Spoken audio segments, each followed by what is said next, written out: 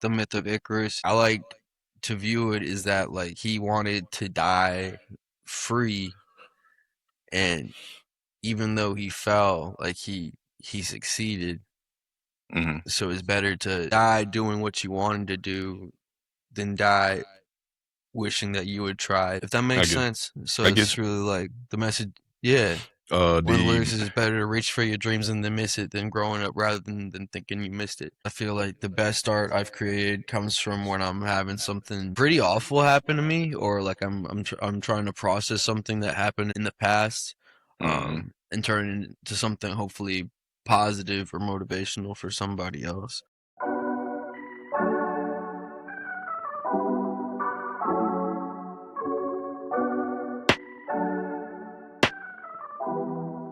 How do you take addiction, childhood trauma, legal trouble, heartbreak, and the feeling that you never quite belong, and turn it all into music that helps somebody else feel seen?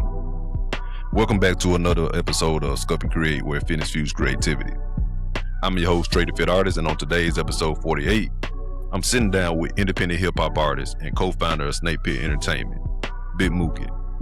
Named the #1 artist on Own Dummy Entertainment and 24 Hip Hop's top 10 artists to watch in 2025, Big Mooky has opened up for artists such as NASCAR Aloe, Thousand Band Felonies, Wi-Fi's Funeral, and Mac Lethal.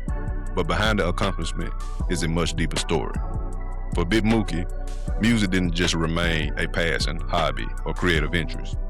After being kicked out of college and facing the possibility of serious charges, it became a necessity for his livelihood, his mental stability, and his ability to process everything life had put him through. In this conversation, Big Mooky opens up about battling addiction before adulthood, growing up without a consistent father figure, wrestling with faith in his own inner demons, and why writing music became his version of journaling and therapy. We also talk about the Island of Misfit Toys he's been building through his music, the realities of finding the right therapist, how fitness can sometimes become healing or another way of running from pain, and what independent artists really face behind the scenes. Plus, we get into his unexpected journey through filmmaking, television, stand-up comedy, working on major productions, and why protecting your mental health sometimes means walking away from an opportunity that looks successful from the outside. This episode gets raw, reflective, funny, and real. So whether you're an artist trying to turn your experience into something meaningful, a creative who has never felt like you fully belong, or somebody fighting to become a better version of yourself, this conversation is for you. Let's get into it. And while you're listening, make sure you hit subscribe or follow and drop a comment with your biggest takeaways from the episode.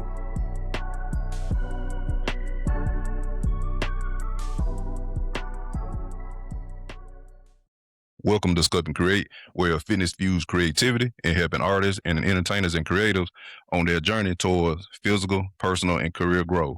I'm your host, Trea Da Fit Artist, and who I have with me today is Big Mooky. He's a music artist. Welcome to the show, Big Mooky. How you doing, Trey? How you doing today? Man, I'm doing good. What about yourself, man? I woke up today and I got a roof over my head, so I'm blessed, man. I can't complain too much. Man, yeah, most definitely, most definitely. So before we actually get into everything, let everybody know where they can find you, maybe book you, listen to your music, so on and so forth. Absolutely. You can find me on Instagram, YouTube, and TikTok at Big Mooky Music. You can book me at bigmookymusic@gmail.com. Absolutely. And then just BIGMOOKY on all major DSPs. Okay, that was up. So other than your name, we ain't got to say your government, but other than your name, like how did you get the name Big Mooky? I want to get into that before we get into anything else. Where did that come So, from? I mean, my first name, my government first name is MacArthur, Okay, but I just always went as Mac growing up. And then people just called me Big Mac because I was a big kid. okay. So when I first became an artist, Big Mac was my first name, hmm and then the Mookie part of it was always my mom's name for me. Okay. She's the child of Eastern European immigrants, so like I think Mookie means something completely different in like Brooklyn, but hmm to her in like it means I don't know, it just means I don't know, it's positive. It is something positive, and it just I like feel you. I wanted to carry something from my mom I got you. I with got me. you. Yeah. So that's what Yeah. I mean, if you Google Big Mac music, you're just gonna get a song about sandwiches. So I realized very quickly that I was like, I gotta change my name, but also it's just like I felt like I wanted to make it more personal and Yeah. like I'm choosing what people call me instead of just like making my name what people call me. Okay. Uh, I feel you. I yeah, feel you. yeah, yeah. Okay. And that was good marketing right there. You don't want to be synonymous to Yeah. to Yeah, I learned that lesson very quick to like the world's most popular burger. Yeah. uh-huh. Yeah, Yeah, yeah. That's most not gonna definitely. work Okay. out. That's not gonna I work feel out. you. I feel I got you too on my nickname is Trey, but my mom has a she called me Trey too as well, but she has her own nickname of me too as well. She called me Ed, and everything because of my deep voice or whatever. So I had it. I don't how old are you by the way? I am 29.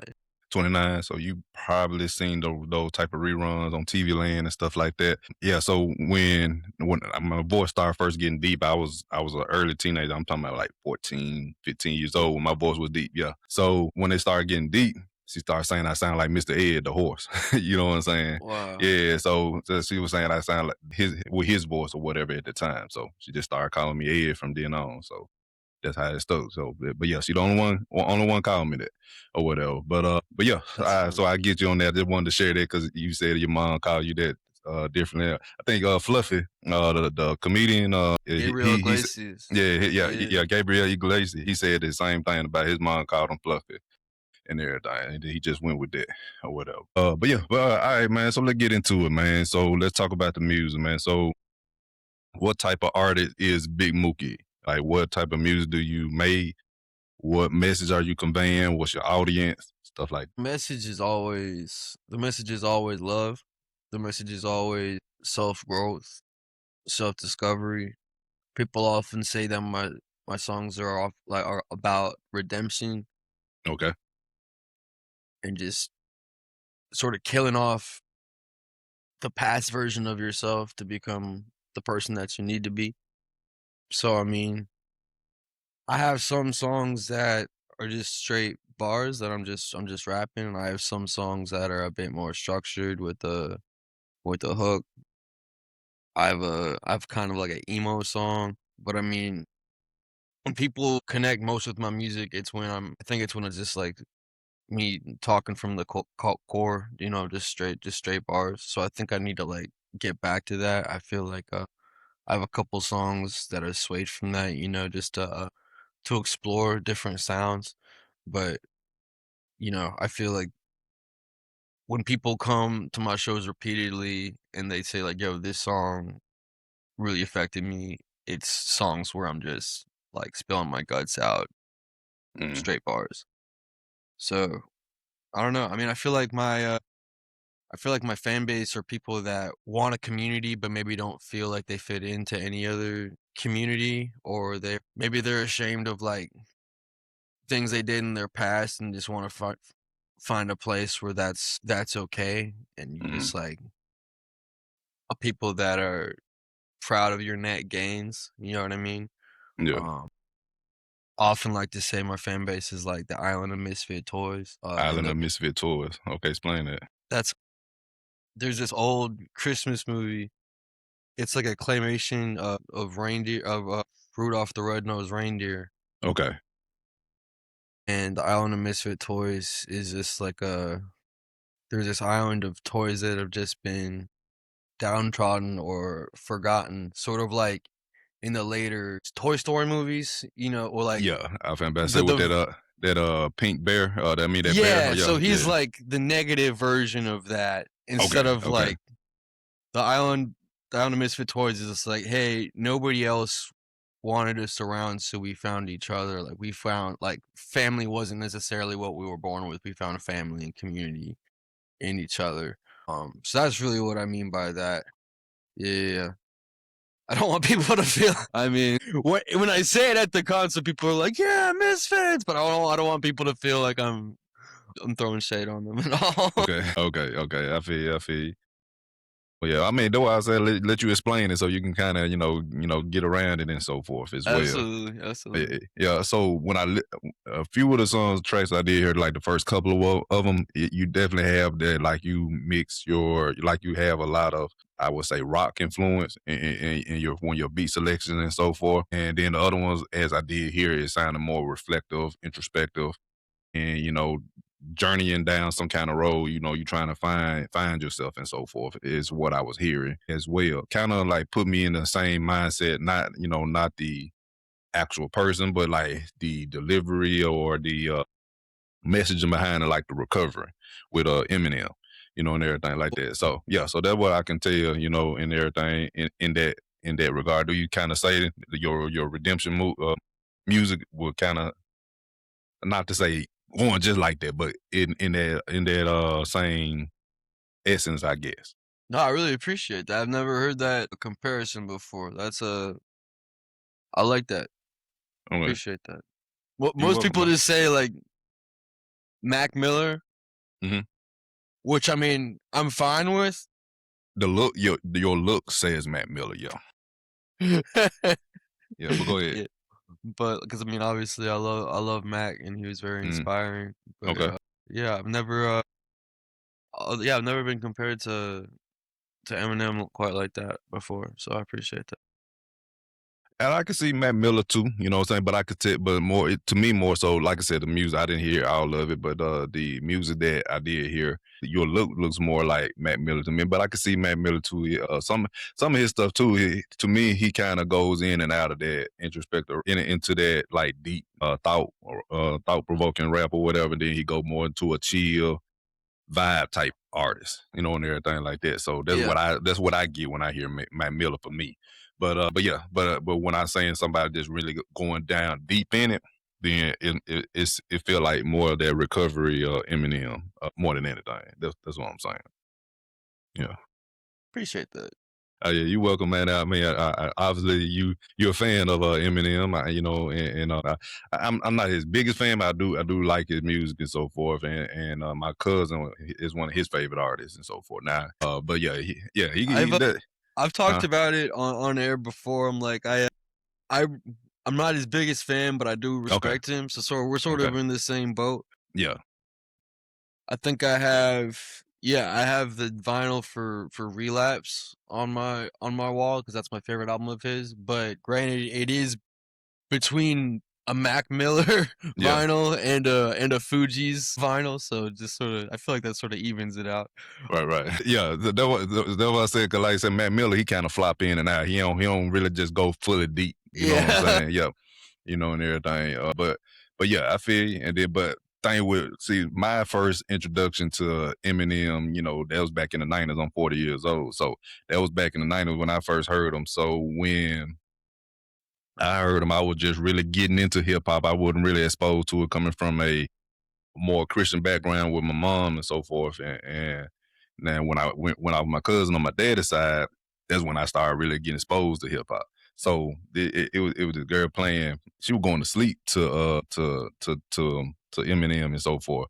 And this the part that she was playing that to go to sleep to. So That's like wild. so all this screaming, this woman screaming in the back of her trunk, and this man saying "Yell up, shut up," and all that. Yeah, I'm like, what no, kind of girl is it right? that early stuff is dark, man. Yeah, That's that's what crazy. I'm saying. So I couldn't really get with that at times, and I'm just being exposed to, like, what is this going on, and everything. Yeah. So that's what happened. But his later stuff, he started like kind of evolving where he was kind of blending both worlds onto the black people, and then also still speaking to the white audience as well. That's when I started feeling it more better. But it was totally on like rock, hardcore stuff. Like not a lot of us black, for us hip hop artists or black hip hop artists, we don't.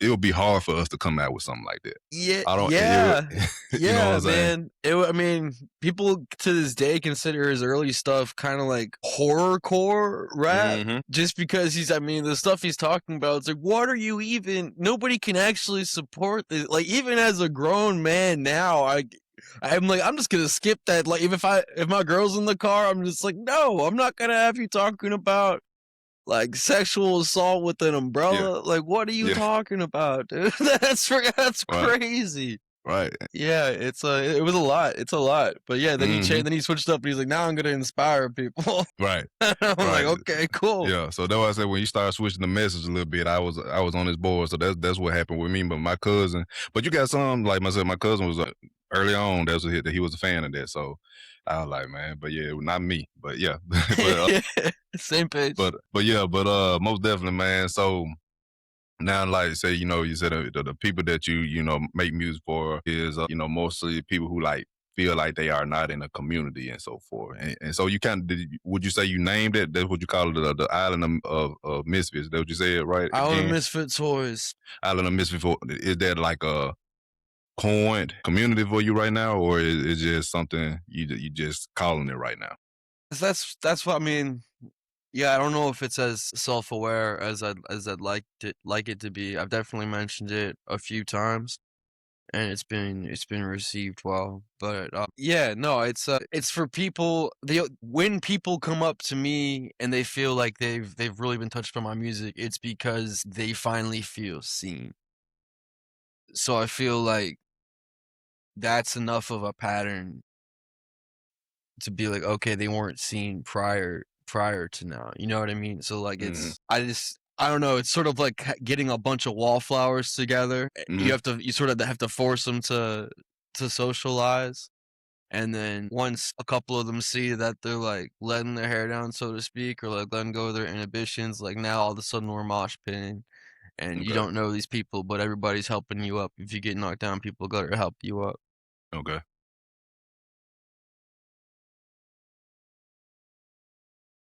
Let out before, but it's still like a positive space. Hmm. Even if you're introspective or not necessarily the most social person going into the concert, Okay. Okay. if that makes sense. Yeah, I got you. I got you. And I see that you said with your music, you are looking to spread love through making people feel like they belong. So how are you doing it with your music, or like what songs convey that? Definitely Chill Pill. This is a song, it's literally a song about one of the lyrics is we're gonna change the world, peace and love, baby, just wait and see. And it's about, just because you have a day job doesn't mean you can't continue to follow your dreams. Hmm. Don't quit your daydreams. And continue to find what makes you and be proud of like what has made you who you are already. Yeah. And then a song that people reach out to me about is called Waxwing's Icarus, Okay. which I don't know if you like, for the people that are listening that don't know about the myth of Icarus, it's about Hmm. this Watched a lot of basically. Hercules growing up. Yeah. So yeah. Okay. Basically, it's this kid locked in a labyrinth with his dad tinkering Hmm. away. They make these wings so he can escape Hmm. this castle that's deep in this labyrinth, and because the wings are made out of wax, in some tellings of the myth, when he flies too close to the sun melts his wings and he falls to his death. But I like to view it is that like he wanted to die free, and even though he fell, like he succeeded. Hmm. So it's better to die doing what you wanted to do than die wishing that you had tried, if that I makes get. sense. I So get it's really like the message. Yeah, you. one of the lyrics is it's better to reach for your dreams and then miss it than growing up rather than thinking you missed it. Like the same quote that Michael B. Jordan did in Black Panther, pretty much. Yeah. Pretty much, am I right? Like he said, my people, he said knew it was better to, rather die and, rather die than be in bondage or something like that in adage or whatever he was saying, Yeah, or whatever. absolutely. Uh huh. Yeah, yeah. Obviously, I didn't talk about bondage in the song. I didn't want to have Mm, play with that sort of touch on that same imagery. I mm, feel like that's not really my place to do that. But yeah, I never noticed those parallels before. yeah. I mean, from based on what you were saying, you saying they were trapped in a labyrinth and everything, Yeah. and versus what I heard, what Michael B. Jordan line was. So that's what came to mind. I get you and everything. So like what happened? Like, like are you like going through or at these times like to make this music and so forth? Like, are you still in that state, or how did this type of music come about? This one, Whew, that's a deep question, man. yeah. Well, I feel like at its core, when I make music that is just me spilling my guts, hmm. it's me sort of being in therapy Okay, with myself. Like, okay, it's the equivalent of journaling. It's it's how I maintain my mental health. mm, And then so like day one, like I'm making the music for me before I'm making the music for anybody else. And then what I found, like through me being honest about what I'm feeling, other people are like, I relate to that.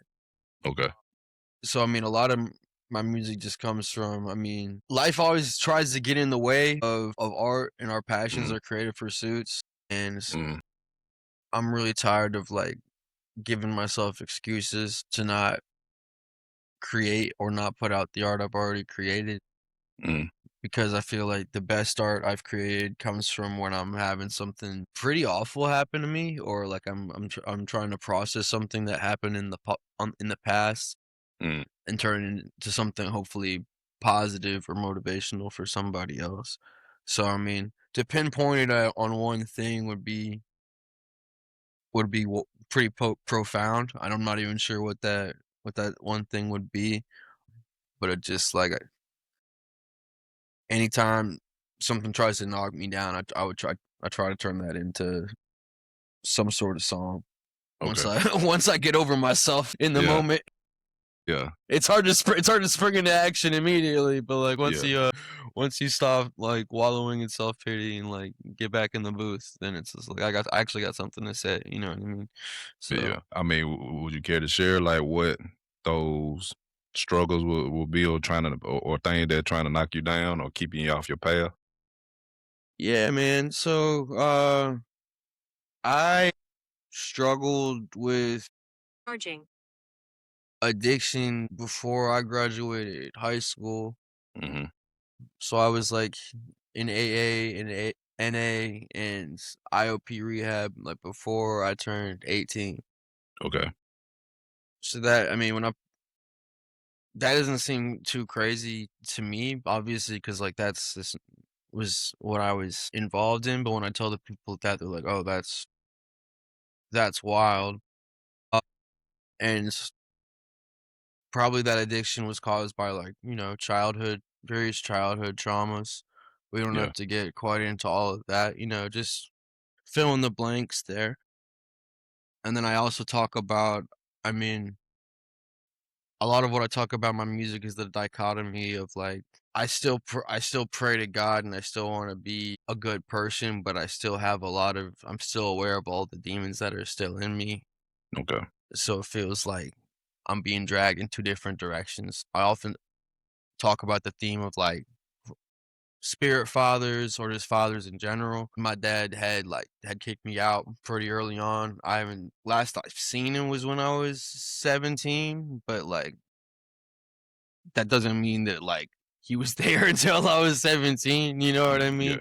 Yeah. It was so I feel like a lot of that affected my perspective on things. And then when I had first went to college early on in my second year, I had gotten caught some various charges for for selling weed, and they had kicked me out of school.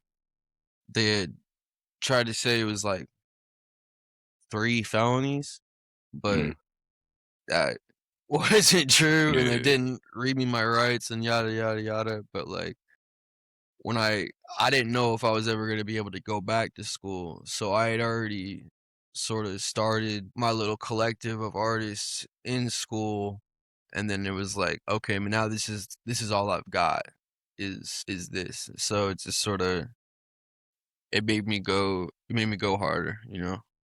Yeah. I feel you. My bad. I didn't mean to cut you off. You were No, still you're good, going. man. No, I was done. No, Okay. perfect timing. Okay. Okay. Okay. Cool. Cool. I appreciate you for sharing that. And you said you didn't think you would be able to go to school, or you were able to go back, or. or Yeah, no? yeah, Okay. yeah. Luckily, that's why I mean, people ask me for advice in various avenues, and my advice is always just be yourself and be super nice, because you never Hmm. know who you're talking to or who's watching. Right. But also, like, why be anything else, you know, at the same point, at the same Right. time. But yeah, I made very good friends with a certain professor who had a lot of administrative pull, Okay. so I was able to get back and still graduate with my same class. Okay. Okay. So Cool. that's Cool. that's pretty cool. Man, congrats on that. And what your major was? So I got a Bachelor of Fine Arts in filmmaking. Okay. Cool. Cool. Yeah, it did. Yeah, Okay. it's a weird degree. Yeah. Okay, okay, we might have to talk about that a little bit. Yeah, okay, cool, man, and cool that you turn the tides, even though the adversity that you face, you was able still to stand strong, weather the storm, and then come out stronger forward. And where most people would have folded, where they probably end up in jail or worse, hurt, or worse dead, because of the demons that bestowed on them and so forth. But so with the music that you made, you mentioned that it was more so like a journal and have that there and it was more therapeutic for you. So has the music helped you to release said demons or said adversities and so forth and kind of help you heal in a more positive manner in action? Absolutely. I mean, I feel like it's gonna be a constantly Hmm. ongoing battle. Right. It's sort of like what you hear in recovery is like keep coming back. You know Hmm. what I mean? It's not like a punch card or like a one and done sort of scenario. So I feel like it just like I sort of touched on it earlier, but like I create because I need to. Like I just sort Okay. of in order to maintain a certain equilibrium where I'm able to have conversations with people and not like blow a gasket or be like, I don't relate to you. Like you know like, what are we I can't do small talk. Like what are we Right. talking about? Yeah. Yeah. So it's just I the don't do kind of small talk like that for conversations that real I either. like to have. Right? Yeah. What'd you say? You don't like No, small I'm talk just saying either? I feel you on the small talk too. Yeah. Yeah, so Yeah. it's just like if we're actually talking about something, most of the time, like people that you're having service level interactions with don't want to talk about those things, and then I'm just like, well, then what are we doing here? I don't. It's all very performative. I feel like so many social interactions are very performative, so I feel like when I can have the time to be introspective and self-reflective, I'm able to like then put something out that at best relates to people and I'm like this is how I can do that, you know what I Yeah. mean? Yeah. Yeah. I had a very good friend once relate me to a skate. He's like, Mookie, you're like a skateboard, like in order to see the cool part underneath you have to do all these crazy flips and shit. Yeah. And I thought that was a very interesting. Most of it. I was like, I don't know how to take that, but it's a thinker. But yeah, I don't know. I feel like I'd answered the question a little bit. Oh yeah, I mean, I understand. Like I said, I know it's not gonna be the biggest solution for us writing music, making music for as what therapy probably do. I don't know if you have gotten therapy and so forth, but So yeah, I definitely need to go to therapy. Yeah. That's that yeah, period. I definitely need to go to therapy. I feel like a lot of people need to go to therapy even if they feel yeah, like they don't need it. hmm, I spent like just as man, I feel like it's looked at a certain way, and then I also obviously in like certain other cultures it's looked at like a very specific way, and I acknowledge that. So hmm, it's like I know oftentimes it's a rough conversation, especially between two men. So I mean, no man, I feel like I was in therapy a lot very young, hmm, and a lot of it just led to further yeah, further issues. okay, So it's been a long journey for me to like find the validity in it. yeah, because I'm all like I'm an advocate for other people to go to therapy, and then I'm Right. not practicing. They're like, "What's your therapist's name?" And I'm just like, "Me in the mirror, man." So it's just like I really gotta practice what I preach on Right, that. right. I It's got you. just like finding somebody that you trust like that is insane. I mean, we've never spoken other than today, and I just told you like a lot of kind of crazy stuff about me. But Mhm. like I trust you and to a certain extent, you know, because we're in this space Appreciate it. together. Absolutely. But it's just like I feel like when you're shopping around for therapists, it's just like, okay, here's Mhm. an hour. I'm gonna trauma dump on you, and then you're gonna determine whether or not you can handle that on a Yeah. weekly basis. Right, right. And then 9 times out of 10, they're like, I think I have somebody that I know, and I'm just like, you mean you have like a more messed up in the head friend that can handle my baggage? You know what I mean? That's what I hear when I Yeah. hear that. So it's just like, okay, I guess I'll talk to another stranger in a week and Mhm. tell them all of my deepest, darkest secrets and see Yeah. if they can like try to find the light at the end of the tunnel. So it's just like it's at times so disheartening, and then it's just like you feel like you're being cared for, and then it's like, yo, that'll be, oh, your insurance doesn't match, it's gonna be $250, and it's just like, yo, I'm not joining a frat, like what, I'm not paying for friendship, I'm just trying to like not lose it. You Yeah. know what I Uh, mean? So it's it, those are my issues with it, but I am very aware of the fact that I just need to buckle down and do it. yeah. I'm about to be in a better position, day job wise, where I'll have like the benefits to do that, hopefully, so I can just stop whining about it. And Yeah. I get you. I get you. I mean, when you can, but I do like the fact that you have something to help, quell that song, where absolutely. when you go back to music and so forth. But yeah, I agree. Especially in my culture too, as well. We we don't like doctors. Period. Yeah, So so much for stuff happened to us for back no in the for day. good reason, Yeah, for good good reason. reason, So, man. yeah, Yeah, and so anytime we say we going to a therapy, well, you crazy, you know what I'm saying? And make society look, where our culture or society looks like we weak and so forth. But that could be in itself hurting us though, and when we don't let those feelings out, whatever the case may be. And then a lot of stuff we keep internally though we don't want to tell on each other as a culture and everything. And that hurts us too, don't want to, because this person is some type of figure or anything like that, or whatever. So that person get a lot of passes. But still that's damaging on one side, then you damaging this person too on the other side too as well, that was the victim of it. But it's a lot of little things. But yeah, but I definitely, myself included, I need to probably go in therapy for certain things, But we all have our experience. I say everybody need, whether they feel good or not, they need to just check in and see. You never know what was under there. But I'm glad. Thank you again for sharing that too as well. So, but let me ask you this though, like, for as you stating that it's therapeutic for you, you journal your thoughts down, kind of get it out your head, and you get in some type of zone. You ain't thinking about it as much once once you don't put it out there, it kind of helps you release. With that said, what got you into the music in the first place, or making music and so forth? And also, two, second part of that, why? It seems like more like your genre is hip hop, right? yes, sir.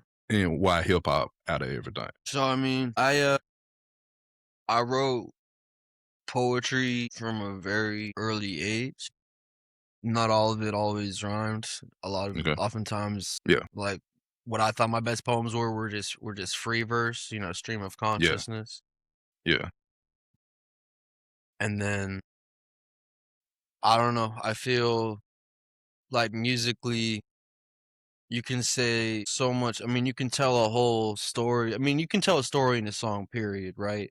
But the length of the story or the depth of the story that you can tell in a in a rap verse versus like the structure of what we think of as a pop song or a rock song, where it's just like, okay, we're saying something kind of new, but it also has to sound like the first thing, you know what I mean? So it's like the story can only go so far. So I Mm, feel like in terms of self-expression and really getting a point across, that was always the genre of music that I looked to really like sort of what I want my music to do for other people. Like that was the music that I looked to get that feeling. Like Lil mm, Wayne's drop, like pick up the world and drop it on his fucking head. You know yeah. what I mean? Like when you're I mean that song came out when I was like an angsty That was teenager, that. right? Ain't that one of his rebirth, or that's the rock album, wasn't it, or Yeah, something I like that? think Yeah. so. I think Hmm. so. Yeah. But it's just like in terms of just like, yeah, man, I'm angry. Like I don't know.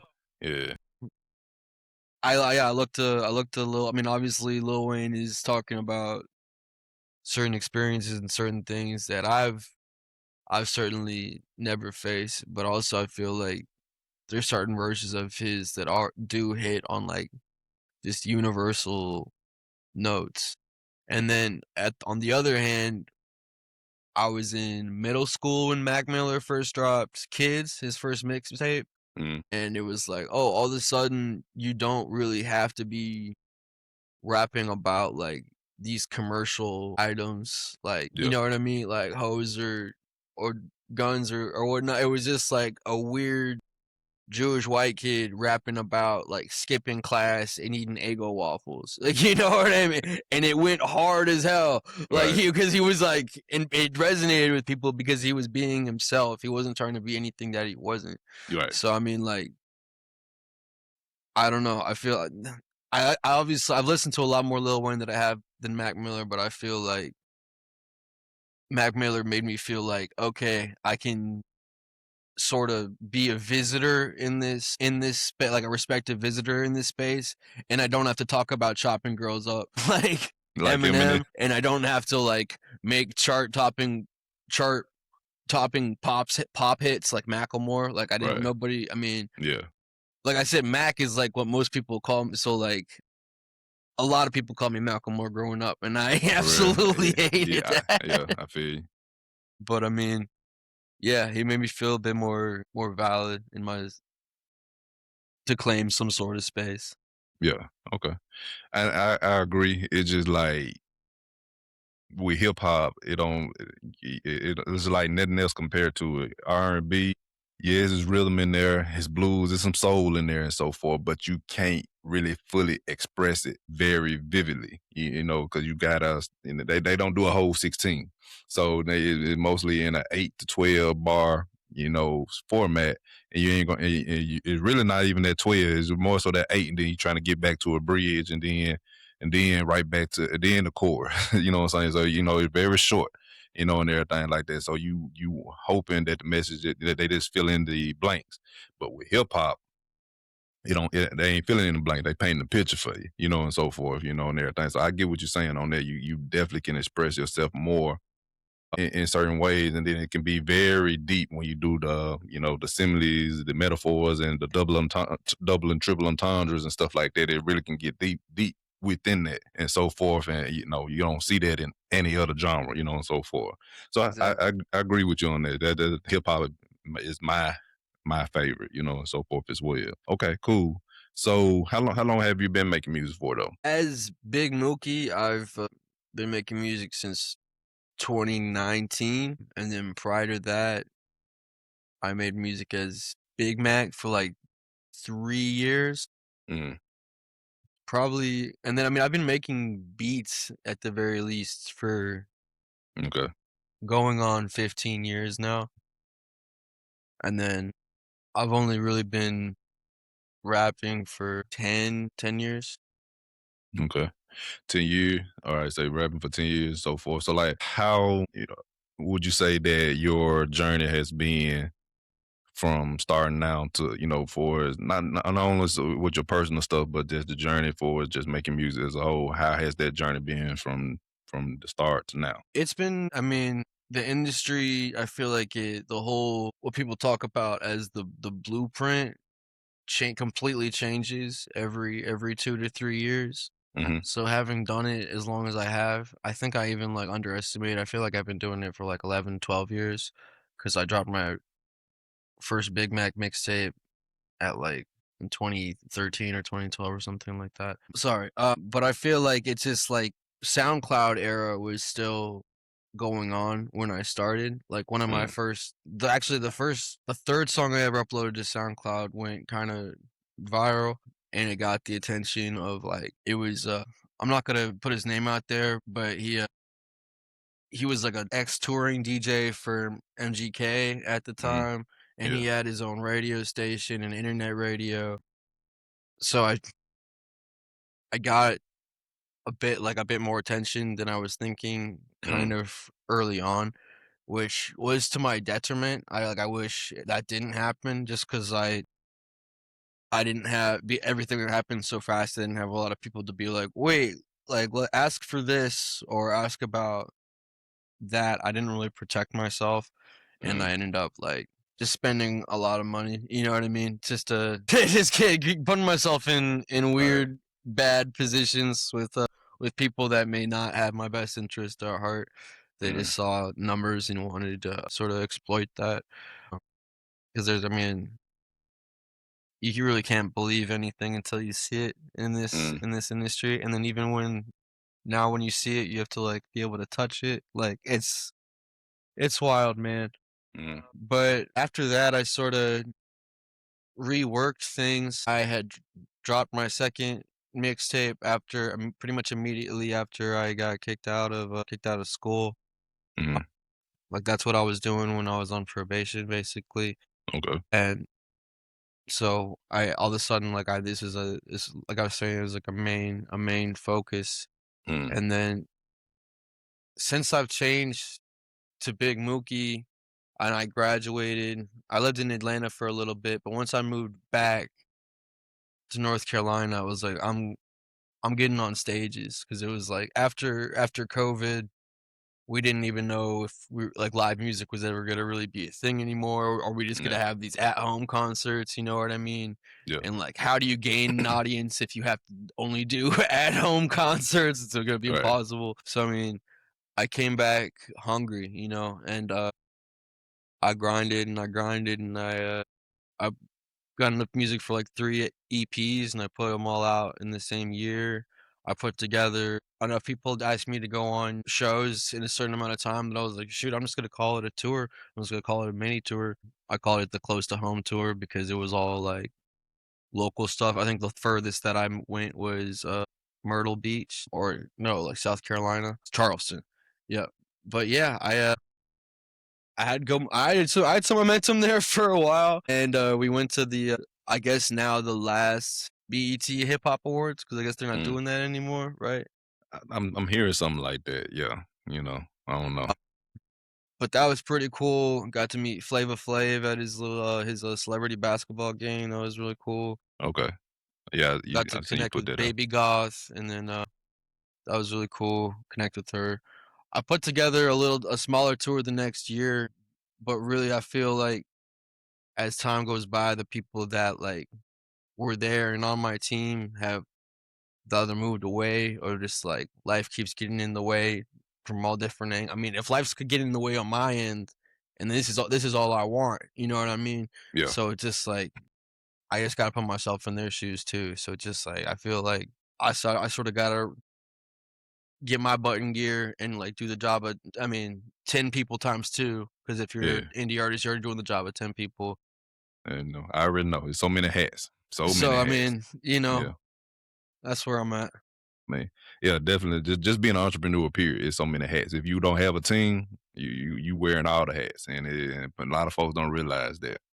You know, that with the work and effort it takes into getting something out. Even just creating, like I said, me with the fitness business or even just creating music when I do create it and so forth. The work, the thought process before that, they don't understand all the decisions it made to even get to that point, to that finished product. And it's a lot of work go into it. So, and then for you to put it out there and then nobody and either nobody hear it or even somebody do hear it and say, nah, this trash.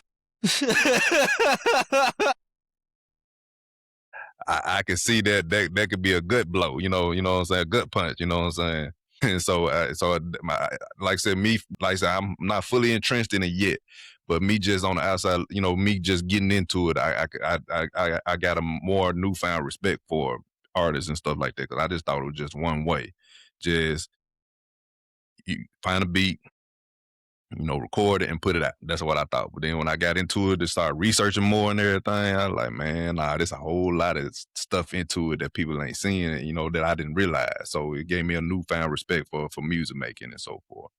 But okay. So now, what current projects you working on? What you got in the pipeline? So June 13th, dropping my first single of the year, I think. It's TRACKMEET. The beat is very rock influenced. I worked with the amazing Mike Rumpel to make it. We sampled like prog rock from the 70s or 80s. Okay. So the beat sample is just like various guitar riffs and guitar solos stacked on top of each other. Okay. I But said more rock infused, yeah. yeah, absolutely, absolutely.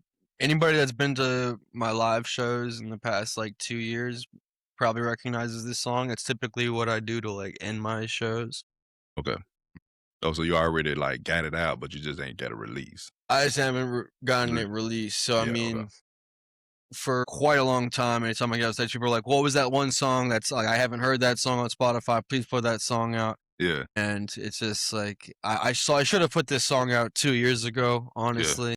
Mm. We shot a video for it, and then when I was on my first tour, and then the guy who had the footage, his whole house got destroyed in one of those hurricanes that happened within that span of time, which included the SD card. So, Yeah. so So you lost the SD card. yeah. So Okay.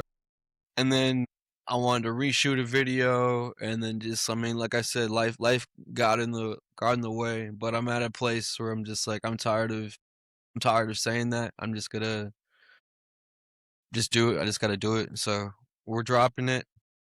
I'm very excited because I do have quite a few songs in the vault, but I feel like I keep evolving in real time. So it's like I don't feel like it makes sense to release music to put it in Dragon Ball Z terms, like a different you know what I mean? Like, or even Pokemon terms, put out music from a different evolution of myself from where Okay. I'm at right now. Okay.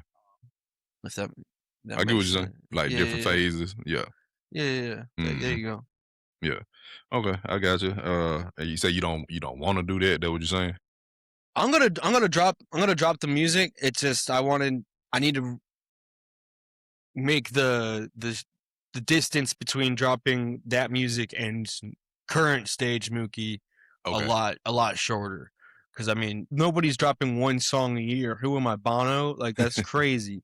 That's Right. I have to get to it. I just gotta put it all out there. Yeah. Yeah, I feel you. Yeah. Okay. And for is like I see you got what, two maybe, yeah, two singles that I see on here on Apple Podcasts or whatever.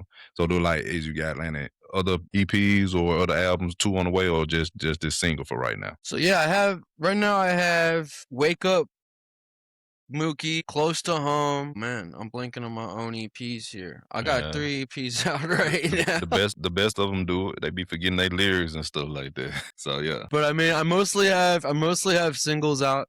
Quite a few singles out. The only thing that I've sent to the distributor right now is TRACKMEET. But in terms of my release calendar for the year, I have at least 5 songs on there. Just because I mean, the year's already halfway over, which is pretty crazy. I'm telling you, man. When you was younger, it like man, it was like a day just took a long time to get back past. But now you're older, man. It's like man, as soon as the day over with, it's a new month. Yeah, as soon as you pay your rent, they're just like, "You gotta pay your rent." I'm like, "I just paid this. Yeah, I it's just paid crazy, this 30 days ago." I'm telling I need a break in between months or something like that or whatever. Yeah. Where's my recess, man? I need nap time. I need all that. Give me all that. I mean, it's crazy, man. That's what I'm telling my son now, man. I'm like, man, he 19, man, finna be 20 in next year, so I was like, man, you getting out there, man. Look, I'm just trying to get you to get you functioning out there. It's gonna be rough for you being a man now, more than it is with the women and everything. I don't want to get into all that, but yeah, but it's gonna be rough on you, ball. So, but yeah, he don't see it yet, but he'll click in. That's a But journey. oh man, definitely, man. But yeah, so now with with you facing the adversity and going through all those hardships and so forth, it definitely takes a toll on the mental state and so forth. Like, how have you, other than you said you look into therapy and so forth, but how have you been focusing on your mental health and just your health in general? Like, what's that like? I'm really trying to, because for a long time when I was in a darker place Mm, romantically, I guess, when mm, the person who I thought was gonna be my person for life stepped out of the picture, I like I lost like 30, 35, 45 pounds in a mm, very unhealthy period of time. And then sort of to like now looking back, I know it was like to mentally fill a hole. mm. I was just going to the gym like 3, 4 hours a day. Okay. So I was just putting all of that anger or whatever or hurt Mm, into that. So I mean, I was shredded, but it's just like okay. so So like physically I was healthy, yeah. but like I know mentally I was like running from something. Okay. And during that time, because I've never had like a healthy relationship with food, sort of like I mentioned, I was a pretty darn big kid. I think that comes from like my mom's Eastern European values, or like I feel like a lot of immigrant parents, it's just like if you don't clean the plate, it's like Yeah. you're not accepting my love or my affection, Okay. so I got you. I got you. so if you don't eat it Man, all, it's like what did I do wrong? it's different in the black household. I feel like I was with you till you said you're not accepting my love. Huh? Oh nah, that's new there. But That's go a, it's ahead. like a, it's a, yeah, it's like Yeah. an Eastern European thing. Yeah, yeah, yeah. I Okay. don't know. Yeah. But so I was always encouraged to like eat all of it, Mm, regardless of like how hungry or how full I already was. But I feel like when I started exercising, I started sort of reshaping how I viewed what I'm putting into my body food wise. And now when I don't have as much time to get to the gym, I mean they mm, say like the body's made in the kitchen, right? So now I'm just like, especially with all the microplastics and aluminum and all this crazy stuff that's in all of these food products now, I feel like I'm more aware of what I'm putting in my body more than okay. ever, and I'm That's what's up. maintaining like a healthy weight. And I mean, and like I'm prescribed like an SSRI for like mood stabilization. Mm, I wish I didn't have to be. I just like I've tried to go off of it before, and it just, yeah. I mean, it's a chemical imbalance, so I feel like I'm Yeah. just like I'm dealing with something that like I'm going up a hill that I don't have to go up. People are like, or you could just walk straight, and like I don't, you know what I mean? So Yeah. I don't want the people like my girl or anybody in my life to feel like any abrasiveness from me that they don't already have to, because I know Yeah. I'm not always the most agreeable guy, but like if it's gonna be worse if I'm also just like, yo, I don't even want to exist right now. Right. I got you. I feel you. And so, like you said, you didn't. You mentioned that you said you're not able to get into the gym as much as now. So, like, are you doing? Some kind of exercising outside of the gym, or Yeah, I do a lot of body weight calisthenics. I have like the wheel in my mm, house where the ab the wheel? ab whip. Yep. Yeah, And then I have a push up plank, but it's got like I 45 get. different positions. Yeah, the little thing they had on TikTok, he was going around making somebody do the challenge or something like that. No, Push up challenge. You ain't see that thing I'm where not you on yeah. TikTok enough, man. Okay. Yeah. Okay. Well, you can look up, the push up challenge or something like that, and it might pop up, you know what I'm saying, where they do some type of things and, do so many push up on one thing, then they put it on another, whatever, another bracket and do some push up. Yeah, it was some kind of challenge. You had to see it, look up that. Check it out. But yeah, that was cool, but yeah, like, so how are you able to even make time for that, for your fitness goals and just keeping your mental health at or your mental health at bay to a certain degree as well? What I tell people when people, I mean, because when you're really fit, like I Mhm, was when I was going to the gym an unhealthy amount, people are gonna ask you what you're like. How can I be like you? Or like, mhm. what are you Yeah, doing? yeah. And like, oh, I have these mental barriers, so just like, or I don't have enough time. You know, is probably like the most common Yeah, thing you hear. right. And I say like, yo, just make whatever your to do list is for the day. Which I mean, if you're not already making a to do list when you wake up, do it and you're going to be more productive, I promise. But like in between each one of those, anytime you complete a task, put in whatever like interval of exercise that you're comfortable with, whether it be like a set of 20 push-ups, 25 push-ups, 30 push-ups, and then even include things that aren't, you don't consider tasks, like are you watching TikToks? Like every 5 TikToks I gotta do this many push-ups and spread it out. Are you Mhm. watching TV at home? You know, same thing. Oh, commercial break. I mean, commercials aren't really a thing anymore Yeah, if you yeah, pay enough, but like yeah. between episodes, you know what I mean? Or like Mhm, your girl's gotta go to the bathroom. Oh, okay, I'm gonna see how many push-ups I can get in, or however many exercises of this reps of this exercise I can get in while she's in the restroom. By the end of the day, you've done 300, 400 reps of whatever that exercise is, or split that between two exercises. You know what I mean? And right. then put that over the course of a week, 2 week. Then sure, I mean you're gonna see results pretty quickly, especially if you're like doing a low carb, protein heavy diet, Mm, and just make sure to keep drinking water. I mean, as long mhm. as you're not like eating pizzas every night, you know what I mean? Or like condensed carbs. We eat bread here, but it's like the keto bread, Mhm. which I mean scientists are now saying is like has more chemicals in it, but It shoot, it's impossible to dodge yeah, I any of don't that stuff anymore. yeah, I mean, like I said, I'm a trainer, so it's different when we given our ec I would say prescribe them something like for what they need to do for their diet. We limited to what we can tell them and so forth. We just give like kind of like general guidance and stuff like that. So I don't really even try to get, I do, say be cautious and look at stuff, look up stuff and everything as well. But yeah, it changes every for the food. Now the fitness world don't change as quick like that, but the food every 2 or 3 years is like something different. When you thought it was good, then it's not good no more. So I kind of try to tell people it's all about a balance, and because you can definitely eat healthy or too much of the healthy thing and it still affect you in a negative way, just as well as you eating the bad thing. So it got to be a balance of so thing of everything when it comes to eating. And I think too people think too as well like the misconception like you got to be working out like an hour, 2 hours, all the way up to 4 hours, to really do something. And that comes to the mindset of why I don't have the time to work out. And like I like how you put it with which you were saying that you can just do intervals, throughout the day, and so forth, and spreading out throughout the day. I'll be telling people the body real smart. It's going to benefit from that 5 minute, 10 minute workout if you do it intensively enough. And then you can spread that out. You can spread if you want to do an hour, you can spread that 10 minute workout, in different intervals throughout the day. Your body's still gonna register that like a full workout, so forth.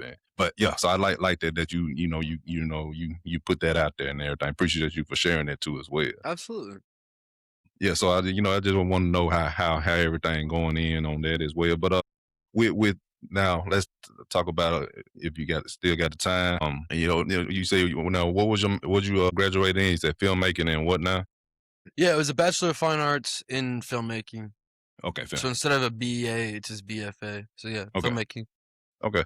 Yeah, so now you did mention stand up comedy as well, that you did that a little bit. I don't know how long you did that for, but you was in the film and TV industry for 3 to 4 years. So talk about that a little bit. What was that like? And like, do you make films yourself or you just was like on set, just really crafting it and mapping it out with other team members and so forth? So I mean, in film school, you definitely have a lot more access to make your own. own films. At the school I went to specifically, they're like you have to make a certain amount of films each year that the school funds for you, which is pretty cool. Okay, cool. I was able to, with a couple like up, upperclassmen, my first year, work on a feature film over like I just gave up my spring break to work on this feature film, but I connected with them enough that I was able to associate produce it, and I was a second assistant director, which I mean is like for a freshman, for somebody who like can't even legally drink yet, is a crazy thing to achieve on a film set. So Yeah. that was pretty cool.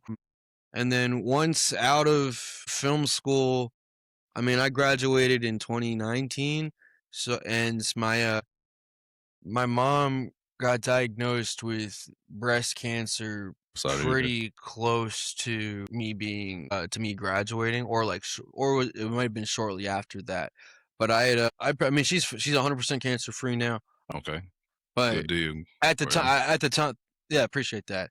But at the time, it was just like I can't move to LA. I can't move to Atlanta. I gotta stay here and make sure that she's okay. You know. So I stayed in Greensboro for a bit before I moved down to Atlanta in like November. mhm. I got a job working on that show, Little Women of Atlanta, with the I don't want to Look, say they're little people, and there's okay. like two I of them guess. that are twins, and then one of them's called like Fancy or Uh, Juicy. what's the name of the movie? I mean, it's a It's TV called show. it's a reality TV show called Little Women of Atlanta, Little Men and of Atlanta. two of them were like rappers. One of them's it's one of the craziest reality TV shows I've ever seen. I thought it was gonna be like Little Women or Little Men? Little Women. Okay, Little Women. Okay. I thought it was gonna be an adaptation of that book, Little Women. So I was like, oh, okay, I know that. But I show up, and then it's just a bunch of little Okay. people, and that was Uh, very. I ain't that's my, I hadn't heard about it either, man. But any lady I've ever asked is like, oh yeah, of course I know about that. So just ask a well, I lady guess what? about it. Yeah. I guess it was more. It's catered to them anyway. That's what it was. Absolutely, Yeah. absolutely. But I mean, that was wacky. But I mean, that was literally like the next day, everything got shut down for COVID. Okay. So nobody could really make any movies for a while, you Right. know? And that was I was just thinking. I said they're right during or maybe before COVID. Yeah. Go ahead. It, no, it was wild. So I mean, we moved back to North Carolina. So around the time that I was okay, I'm going down on this music, Hmm. then I started getting a lot of commercial work. Just working on name a plumbing company. I've probably done a commercial for them and stuff like that. And then like some bigger stuff like Chase Bank and whatnot. But then Okay. I got asked to work locations department, which is a department that like they don't even teach in film Mm. school. Yeah. But locations department on a movie with Kathy Bates and Rachel McAdams working Okay. for Lionsgate, Okay. and that was pretty cool. But there were a lot of kids in that movie, so everything took like 10 times longer than it should. Yeah, you got that yeah, because the work laws, child labor laws have them Yep. where they got to take a lot of breaks and stuff like that. Yeah, I And got they you. got to be in school a certain amount of time. And Yeah, school is just like, what's so times 12? And they're like, I don't know. And they're like, action. It doesn't make any sense. There's no way they're learning anything at all. yeah. I'll tell you. But that took a long time. And then I worked on a show called My Big Fat Fabulous Life. Okay, I think I heard some You might have remnants of heard that. about Yeah, that. yeah. Yeah, she lives in Greens. I don't know if she still lives in Greensboro, North Carolina, but she lived Okay, in Greensboro, North Carolina. okay. That was pretty wacky because a friend of mine and a mentor from film school was one of the at the time like a segment producer on that show. I think Yeah, she's one of the main showrunners now. Good for her. But yeah, that was yeah. pretty wacky. And then I did a Lifetime movie Okay.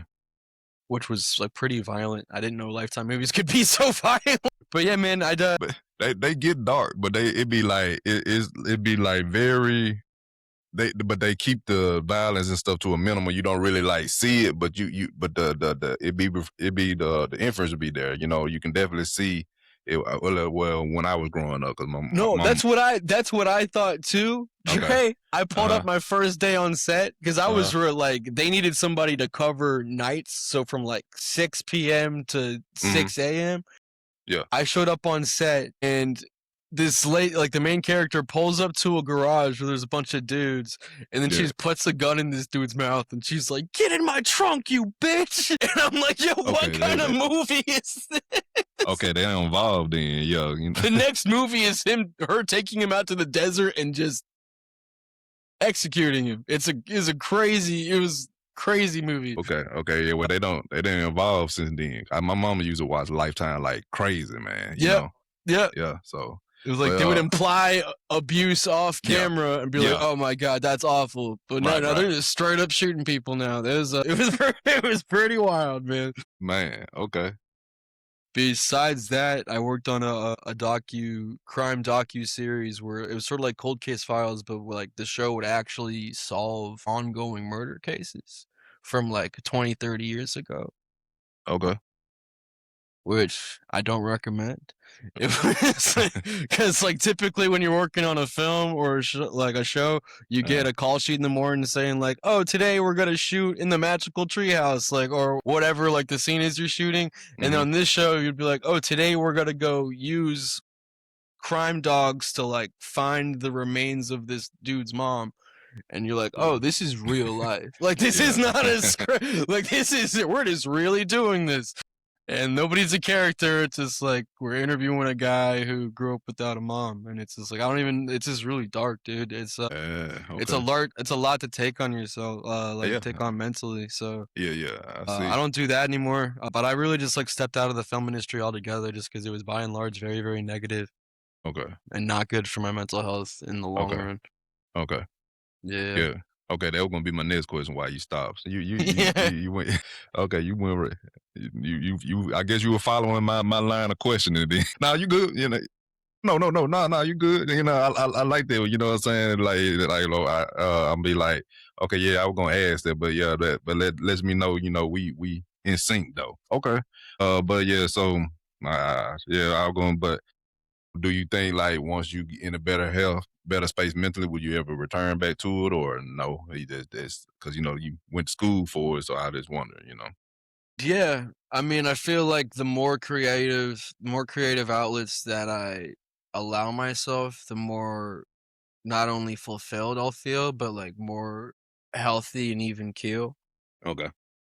Just because it's even like anytime somebody pisses you off, it's just nice to know when you're like, you have no idea what I'm cooking up. Like, you know what I mean? Like, no matter what that thing is, you know what I mean?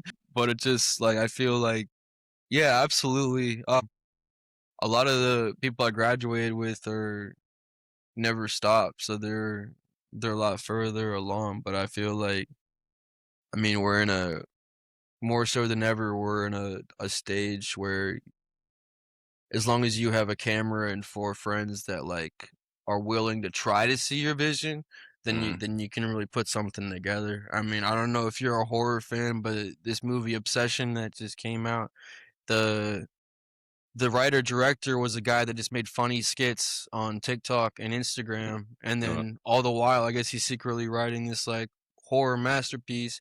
He shoots it for $750K, and it's already made 100 times its budget. Nah, okay. Dang. Insane, right? Yeah.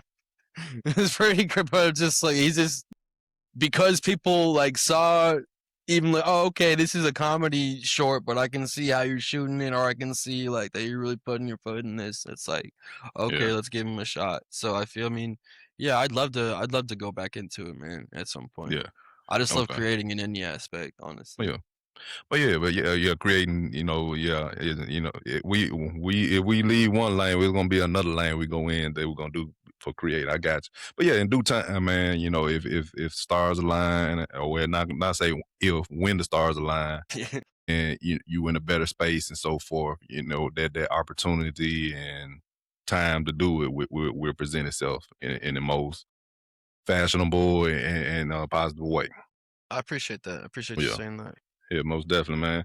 All right, so I mean, we talked about a great deal, man. But is there anything that we haven't discussed that you would like to talk about or bring to the light? I feel like people need to give themselves more grace.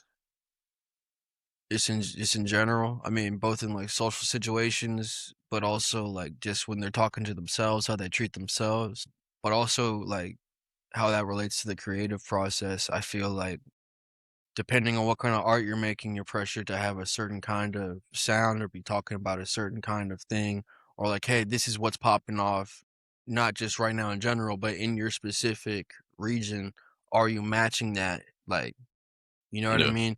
So Mm, just don't I always encourage people to sort of create in a vacuum. Like just like I said, sort okay. of create for yourself first. Give yourself grace. It doesn't you need to think it sounds good before anybody. Don't be like, Does this work?" Like you should know it works because you know that you put your shit in there. So like give yourself grace in all aspects, especially when you're going to create art, because otherwise you're going to create something for somebody else, and Most that's definitely. not going to reflect what you're about at the end of the Yeah. day.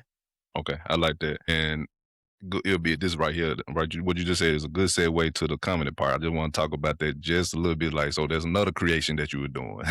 Yeah. So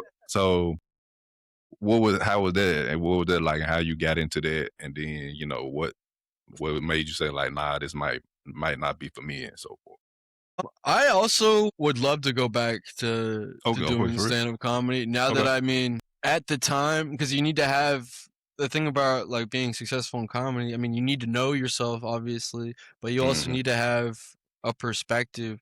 So when I was first doing stand-up comedy, I was a freshman in college. Because I mean, I've always just, like, just to cut the tension in my family in like different situations throughout my life. I've always been like, oh, I'm gonna turn this trauma into jokes, or I'm gonna turn this negative situation. So like, as long as everybody's smiling or laughing, things Right. can't be that bad, right? But like, it's just like, you know. So throughout my life, people were like, oh, you should try stand-up comedy. So like, when I was given the actual opportunity to do that in college, I did that. But my perspective was just like, yo, I'm new to all the like sort of like I'm a deer in headlights. Like I Yeah. didn't have any like what's going on? Which is like bro wouldn't really work now because I'm a grown man. So but like I appreciate that. So I feel like my comedy would have, I mean, definitely a different twang to it, or a different Yeah. a different sauce to it now. But I mean, anytime I see an old friend, they're like, "You're still not doing stand-up comedy, man? Like your music's awesome, but like look at Mm, Donald Glover." And I'm like, "That's very nice to compare me to that." But that's I appreciate. But it's like you can definitely do both things. yeah. He- So I mean, I think I just probably needs to hit some mics, get yeah. back out there, honestly. Yeah. And well, he actually doing all three of the things that you mentioned. You know what I'm saying, that you did. Comedy, film, and music. So yeah, There you go. definitely. Yeah. It's all possible, man. Well, yeah, most definitely. Yeah. And he pretty good at all of it. You know what I'm saying? Yeah. Yeah, so I like the Atlanta. I don't know, what's it called? No, it called Atlanta. I Yeah, don't know if you've it seen was good. Atlanta. Yeah, yeah, pretty good. It came out right before I moved to Atlanta, so For real? I was like, yeah, that was very cool. Okay, cool, cool. Yeah. Yeah. Okay, that was up, man. And so, is there anything else that you would like to talk about that we haven't talked about? No, man, I think I Okay. just want to appreciate you and your perspective for like doing health for artists, both physical. Like, I mean, I feel like oftentimes physical health starts with your, or mental health starts with your physical state. Yeah. You know what I mean? Hmm. So I feel like doing personal training specifically for artists is such a like a specific but important niche that is probably gets overlooked a lot. And I appreciate what you're doing for the industry and for the community, like on any scale. Yeah. So you don't hear about people targeting this specific thing Hmm. from that angle all the time. You know what Hmm. I mean? But I feel like you should. And like we are talking about, I mean, mental health, physical health, we gotta talk about all of it all Hmm. together, or else we're not gonna get the net gains we need to become like the men that we're supposed to be, or the people that we're Yeah. supposed to be. So Yeah. I feel like you're a part of a really important aspect of that. So just like I just want to give you your flowers. I appreciate that, man. And it was one of those things that I just recently went into and ventured in for niche into artist entertainment. Because like I said, I'm a creative myself. I'm making music as well, and I wanna act.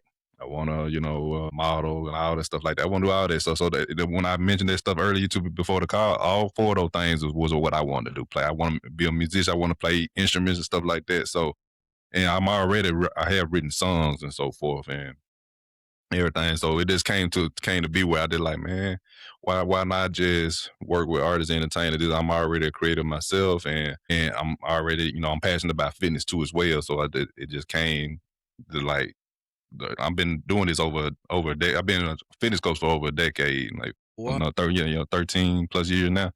So and there's like just like the last couple of years or so forth, I just went into this niche. And I'm like, yeah, well, why did I just put them both together, blend both of my passions together, and helping artists and entertainers? And when you think about the mental health, the physical health and stuff, and them constantly on the road, how it take a toll on your body, the schedules, and but they still need to be physically present. And Yeah. you can't be physically present if you're not working on yourself, your mental health, your physical health, and so forth. And also too, it helps expound on not just their aesthetics, their health overall, but it also improves their creativity, expands their creativity a lot better. Singers got their lung capacity; they can yell out more, and if you get, if you're more limber and more flexible and so forth, you good on stage and so forth and everything like that. The actor or actors need to look a certain part or get a certain role or in modeling and film. It's different ways that that they have to keep they physicality and mental health and their overall performance up, and that's where I come in at. But it's hard to do that when you are pulled so many different directions and you're tired and you ain't mentally thinking there. So what ways can you cut through that? So I started thinking about that and how I can best help that, and that's how that was born from there for me moving over to helping artists and entertainers with their fitness goals and their overall creativity and career growth. But That's yeah, badass. man, I That's appreciate it, badass. man. Hell Yeah, man. yeah. I But want to hear yeah, your music too, man. yeah. So like when I like I said, I got over like, man, I got like over 40, 50 songs written, and then some and maybe a couple here or there that might not got a hook on it. I'm still working on a hook, maybe, and then a couple of them maybe not the whole. May got maybe got one verse, not the whole verse, stuff like that. But for the majority of them that's finished, I got like 40, 50 something. Maybe I need to go back and listen to them, and like I might need to rewrite them, but and stuff like that. But I do got them up. My thing is, like I said, when me getting this business up to a certain point, I wanted to have it where it's like running without me, and and it kind of on autopilot to a certain degree, where I could focus more on making music and putting it out. But I still plan to get something out where it'd be a single here and single there, stuff like that. I don't want to be like looking back 20 years from now, now I say I ain't putting nothing out. You see what I'm saying? So Yeah, yeah. so I want to get something out or whatever still in that regard. But it just two dedications, man. This take a lot of work. Then sitting down there writing a song, coming up with a beat and all that stuff that take work. It was kind of like I said, I've been wanting to do it since I've been like I said, I had a dream since I was younger. I like my first rap or first verse I wrote was when I was 16. When I like I said, when I first was just really getting into the hip hop space, but I just didn't really just start wanting like let me. It always been in me. I made a jingle for my business and everything. I was talking to my Nice. I was telling my cousin like everything I get an idea. He said, I said, man, they ain't going in this angle in the music world and stuff like that. My cousin was like, he was like, you just wanna make music, don't? I said, man, I really do, man. You know what I'm saying? And so later on, to just give you the story, like later on, it didn't really like come to fruition. Like a little bit before the pandemic happened, Big Crit, he came out with a verse first challenge and so forth, right? I forgot the name of the song, but if you scroll on my Instagram, I might have put it on Facebook. But you scroll all the way down on my Instagram, it's on there.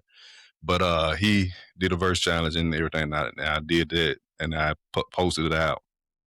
And a beat maker he from the UK.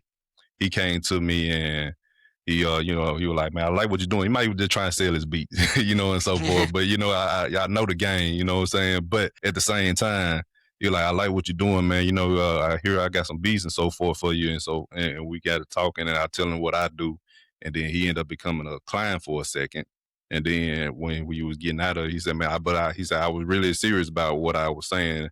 I really think you got something, and he gave me some beats, like, cause he wanted to get out his contract we was under, whatever his agreement we was under. So he was like, I got some beats and everything. So he would like, and I'll give you the beats for free and everything in regards of what I got left on my agreement and so forth. So got the beats, and I didn't do anything with them, man. But I mean, I wrote. I'm saying like I wrote to him, but I ain't got. I think I don't know what happened to his beat store or something like that or whatever. But anyway, I did write to him, but like it was my old way of writing before I learned how to count bars and stuff like that or whatever. Okay. So yeah, that's what I'm No, saying. I I don't get know. exactly what you're talking. I get Yeah. exactly what you're talking about. Yeah, so I Yeah. don't know. I might have to rewrite the whole thing or try to catch that same mindset I was in when I was writing it to make sure, cause I can't even rap it no more. So I gotta get back into that mindset. So Yeah. those songs that I wrote, but to his beats that is, but that's where it started from. And then throughout the pandemic, we weren't doing that, and so I just started writing, to start getting more entrenched into it, and they got to beat stars, and that when I started writing a lot of music to those beats and stuff like that too as well. And just like I said, man, I'm really just gonna go ahead and do this. But once I started like researching more, like I told you earlier, like man, it's so much, man, that go into this. I'm like, man, I don't know if I can just do both of them at the same time just right now. You know what I'm saying? So I'm trying to figure out a way I can trickle it in, and put something out here and there or I whatever. mean, at the But end yeah, of the day, you got to make time for it, just like we were talking about making time for exercise. right. You Like right. You're right. just make the time. Like I'm in the same boat, man. Like, oh, I ain't got the time. It's like, dude, what did you just do for the past 20 minutes? Like, I catch myself in these mental loops. It's like you could have just been listening to beats just to get inspired. You know what I mean? Anything Yeah. is better than nothing. You know what I Right. Right. mean? So Yeah. just like net gains, net gains. But yeah. But Most definitely. we gotta motivate each other, man. Like, cause Oh yeah. there's a lot of I mean, obviously, there's not a lot of artist on artist motivation out here. Oftentimes, I it's agree. you versus them, or I agree. Especially in the so hip hop, it's more individualized. For the most part, like it's just me most. Like it ain't, or what can you do for me, not what can I do for you. You know what I'm saying? yeah, Uh, yep, yeah. So yeah, absolutely. yeah. So I mean, like I said, like I've been researching. I be kind of, and people I talk to and stuff like that. I kind of see certain things, but yeah, I appreciate you, asking about that and giving me the flowers and stuff like that. Let me know my thought process and my positioning and moving into this space and helping art entertainers to let me know I'm going in the right direction. So Absolutely, man. I yes, mean, sir. just you're doing it for the right reasons, and I feel like that at the end of the day, that's always going to lead you in the right direction because you're Hmm. doing it from like just the pure love of the game and just wanting to help people out. Yeah. So I feel like what the powers that be or God like has got you Oh no yeah. matter what. So Yeah, most definitely. Okay, so before we get out here, I got two questions for you then. So like out of everything, no, that's the second question. So the first so the first question is what advice would you give people, that's going through similar paths or experiences that you might have and coming out of it on the positive ends so forth. What would you say to those people?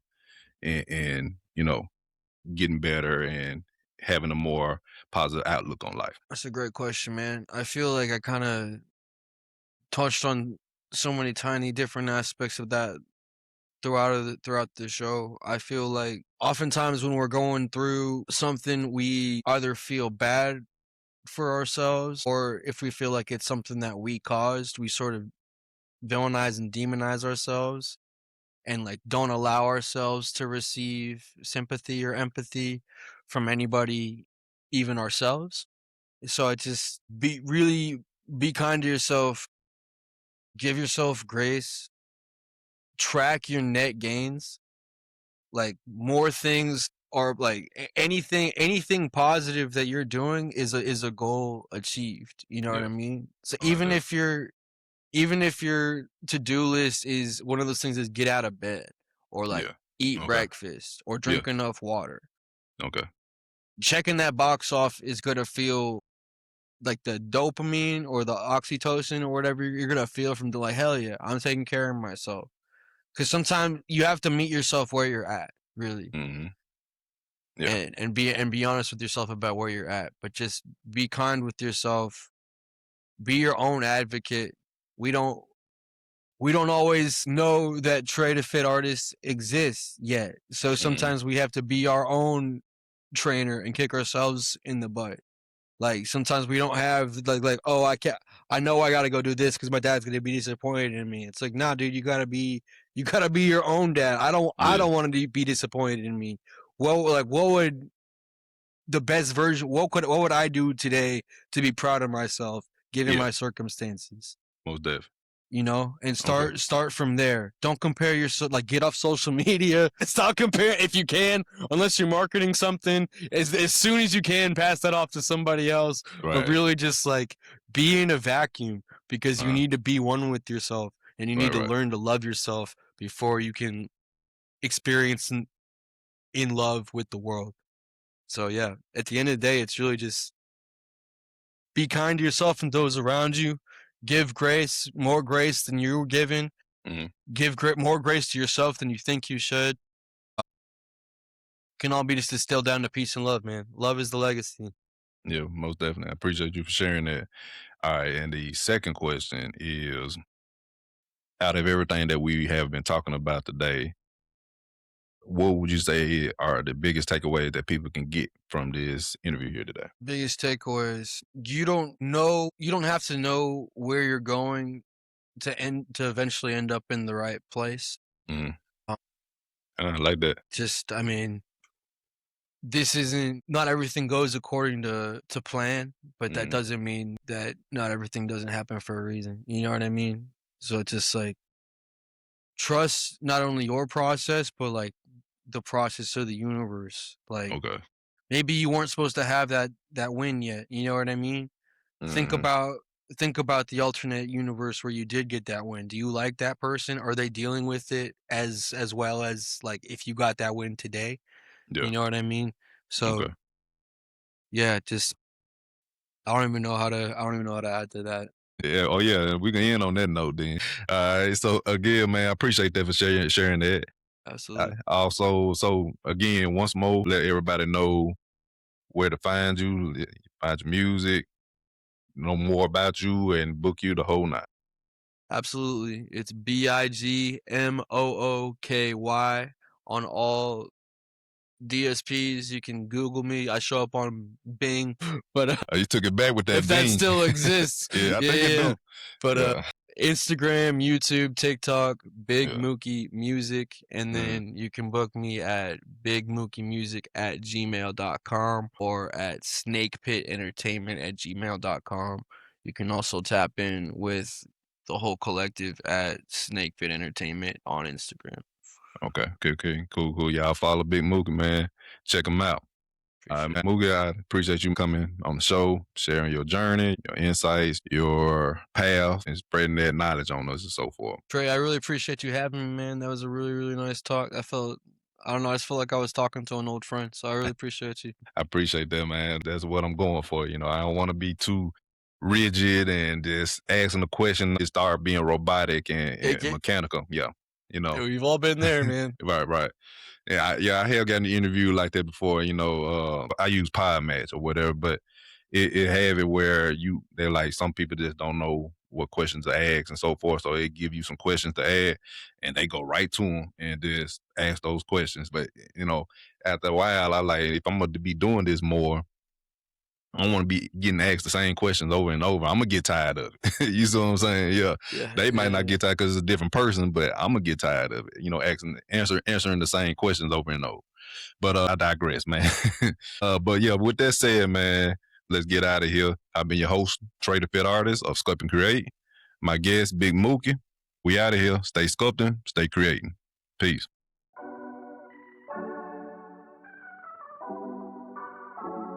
Thank you for tuning in to this episode. If you enjoyed it, be sure to follow us on social media and subscribe to the show wherever you listen to podcasts so you never miss an episode. If you're looking for fitness coaching to help you reach your goals, want to join our animated network for fitness guidance, collaborations, networking, and community, or are interested in being a guest on the show, check out the links in the description. Stay creative, stay fit, and we'll holler at you next time.